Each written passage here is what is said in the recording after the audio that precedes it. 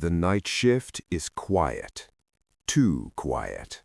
Most people are asleep, streets are empty, and the world feels frozen in time. But for those who work through the night, that silence often hides something else. Tonight, you're about to hear true horror stories from people who worked the night shift, stories they still struggle to explain. Lock your doors, turn off the lights, and listen carefully. I worked the graveyard shift as a hospital janitor in Ohio. Most nights were boring. Empty hallways, buzzing lights, the smell of disinfectant. One night, around 2:15 a.m., I was cleaning the 4th floor when I heard a call bell go off from room 417. That room was listed as vacant. I checked the records. No patient, no nurse assigned. Still, the call light kept flashing. When I opened the door, the room was ice cold. The bed was perfectly made, but the call button was pressed down hard, as if someone had been holding it. Then I heard breathing right behind me. When I turned around, the room was empty again, but the call light shut off by itself. I quit 2 weeks later. Room 417 was sealed after another night shift worker reported the same thing. I worked overnight at a gas station off a rural highway in Texas, from midnight to dawn, completely alone. Every night at exactly 3:03 a.m., the front door would open, but no one ever walked in.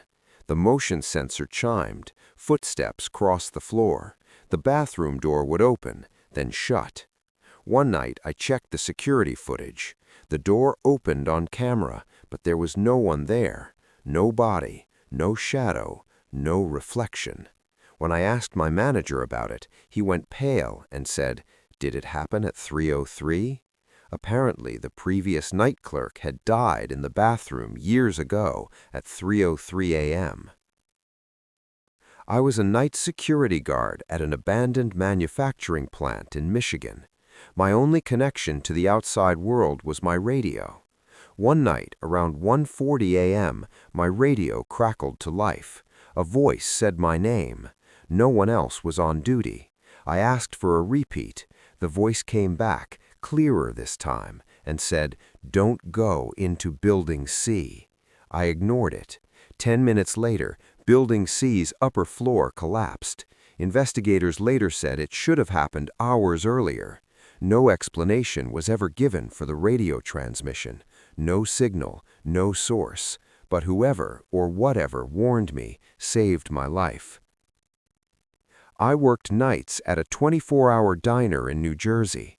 One regular always came in at 1:20 a.m., an older man wearing a dark coat. He never spoke, never ate, just sat in the corner booth.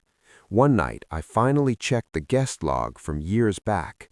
His name was written in it over and over, but next to it was a note from management, "Customer deceased, do not engage."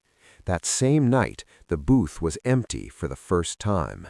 The man never returned, but sometimes the coffee at that booth is still warm.